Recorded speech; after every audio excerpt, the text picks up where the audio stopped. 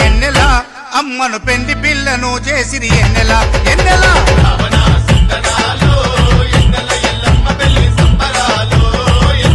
రావణ సందనాలో ఎన్నెల ఎల్లమ్మ పెళ్లి సంబరాలో ఎన్నెల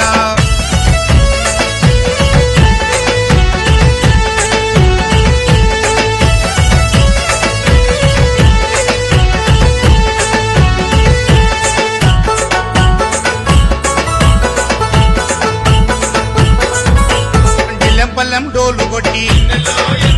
దండకాలు చదువుకుంటూ